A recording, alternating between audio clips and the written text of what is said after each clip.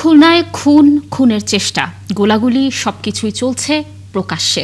প্রতিদিন গণমাধ্যমে শিরোনাম হচ্ছে এ সময়কার শিল্পনগরী হিসেবে পরিচিত ছোট্ট শহর খুলনা। আইনশৃঙ্খলার চরম অবনতিতে খুনের নগরী হিসেবে পরিচিতি পেয়েছে শহরটি। বিদায়ী বছরে শুধু শহরেই খুন হয়েছে ৩৬ জন, আর জেলায় এর সংখ্যা যখন ৪৭, তখন এই অঞ্চলের নদ নদী থেকে লাশ পাওয়া গেছে ৫০টিরও বেশি। বিদায়ী বছরে খুলনার হত্যাকাণ্ড নিয়ে কনক রহমানের প্রতিবেদন।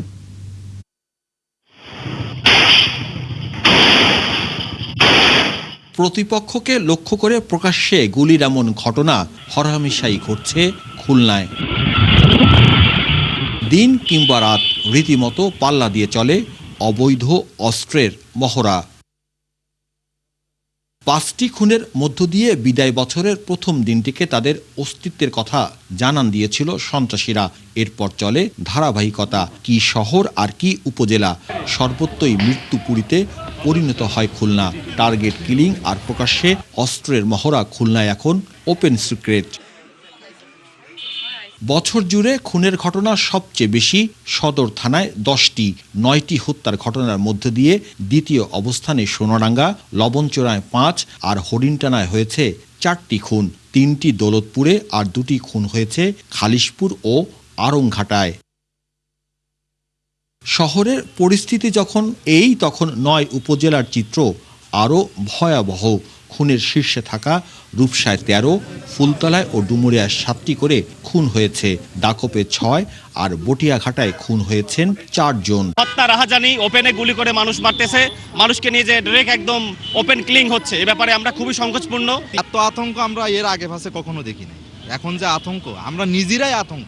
গোয়েন্দাদের তথ্য অনুযায়ী গোটা খুলনা নিয়ন্ত্রণে রয়েছে 6টি গ্রুপ। এরা হলো রনি চৌধুরী ওরফে গ্রেনেড বাবু, পলাশ শেখ, নূর আজিম, আশিক, ফয়সাল ও হুমা গ্রুপ। এদের মধ্যে গ্রেনেড বাবু দেশের বাইরে থেকে দল পরিচালনা করছে।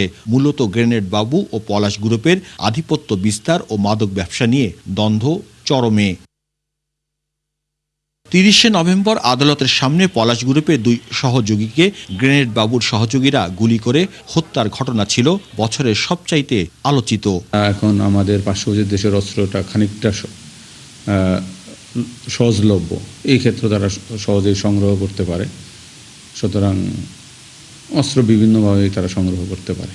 এছাড়া 24শে জানুয়ারি শহরের কেডিএ এভিনিউ এলাকায় খুলনা বিশ্ববিদ্যালয়ের শিক্ষার্থী অর্ণব সরকার, 11ই জুলাই মহেশ্বর পাশায় যুবদল নেতা মাহবুবুর রহমান মোল্লা, 5ই আগস্ট সঙ্গীতা সিনেমা হলের সামনে চরমপন্থী নেতা শাহাদত হোসেন, 1লা অক্টোবর মহেশ্বর পাশায় তরুণ তানভীর হাসান শুভ, 16ই নভেম্বর করিমনগরে আলাউদ্দিন মৃধা ও লবণচোরায় ট্রিপল মার্ডার ছিল বছর জুড়ে আলোচিত।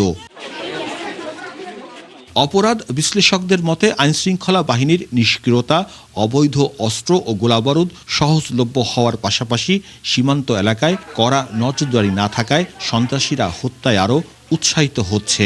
সীমান্ত রক্ষায় যারা কাজ করছেন, যে বিজিবির কথা বলি বা আরও বিশেষ যে প্রতিরক্ষা বাহিনীগুলো আমাদের রয়েছে, তারা যদি চৌকসভাবে কাজ করতেন তাহলে নিশ্চয়ই এইভাবে সীমান্ত দিয়ে অস্ত্র পাচার বা আনা বা এই যে প্রদান করা, এই কাজগুলো নিশ্চয়ই এত সুন্দরভাবে অপরাধীরা করে পার পেয়ে যেতে পারতেন না। অপরাধ বিশ্লেষকদের মতে দেশীয় অস্ত্রের পাশাপাশি সন্ত্রাসীদের হাতে রয়েছে অত্যাধুনিক অস্ত্র, যা উদ্ধার হচ্ছে না। কনক রহমান, 71, খুলনা।